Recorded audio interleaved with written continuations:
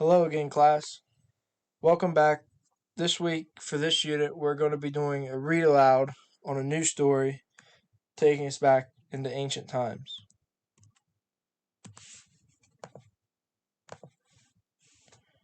The book that we're going to be reading is going to be You Wouldn't Want to Be an Inca Mummy. This book is written by Colin Hyson.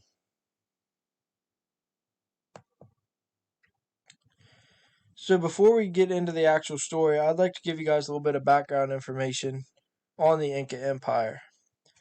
So it ruled in the area known as present-day South America, which is down below Mexico, mainly in the Andean Mountains region.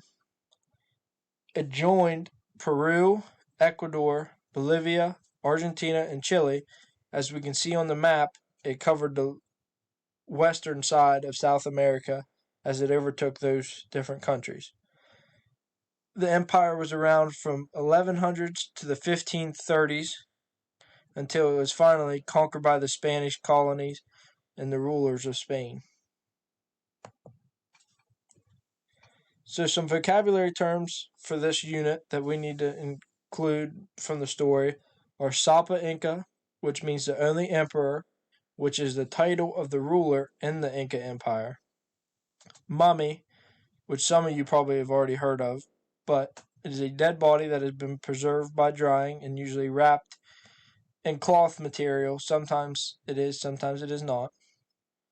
Coronación, which is the Sapa Inca's private temple in Cusco, which is basically his house. Embalm, which is the process of preserving a dead body so that it could become mummified. Ucapacha, or otherwise known as the lower world, where the Incas believed bad people went after their death. And rememberer. A rememberer is a person whose job is to memorize the Sapa Inca's great deeds and tell others about them. So basically, this would be somebody that memorized the emperor's great accomplishments, great deeds he did for people, and spread that out across the empire once he is dead. Alright, so now that we're getting into the story, I'm just going to do the read aloud for you guys. So the way I set this up is there's approximately 5 slides which highlight on the 5 main ideas based on this story. So becoming an emperor. You are the Sapa Inca. As well as being the emperor, you are also the son of the sun god, the most powerful god worshipped by the Incas. Being the son of a god means that you can never die. One day your body will stop moving and breathing according to Inca belief. You will still be alive though.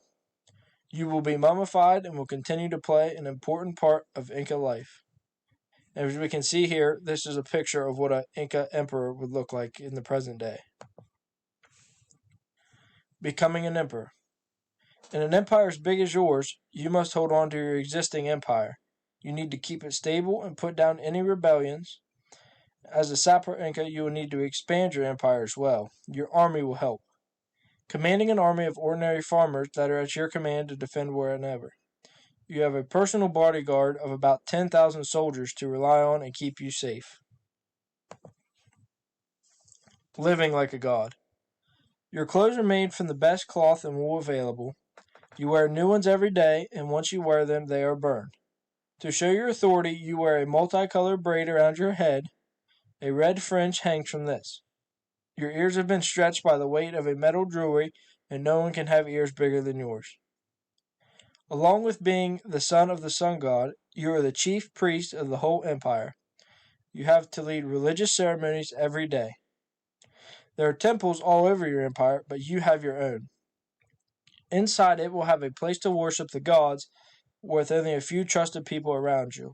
It will be the largest, most magnificent temple in the whole empire. How to die Inca style. As Sapa Inca, you live in a life of luxury, and every wish you make is made true by your army and servants. However, everyone's time comes to an end. On your death, the whole empire goes to your mourning. The priests and nobles hold a meeting to arrange your funeral. Next is to make your eldest son the next Sapa Inca as quickly as possible. If this does not happen, then rebellion and disorder can follow. As soon as your funeral is finished, you are prepared to be mummified. the beginning embalming you as they dry out your body. Once they are completely dried out, you are returned to the Cusco, which again is your temple, for the rest of the mummification process. So becoming a mummy. Once the embalming process occurs, you are dead and you've been mummified. You will have been paraded through the streets of Cusco. Now you will be returned to your palace along with the bodies of those who died with you.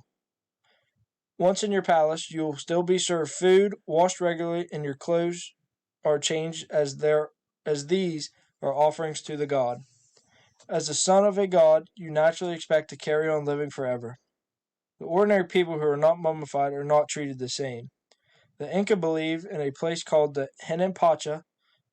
This is the heaven where the good Inca people go after they die, such as great emperors. Alright, so now that we did a little read aloud, we're going to do some reflective questioning together.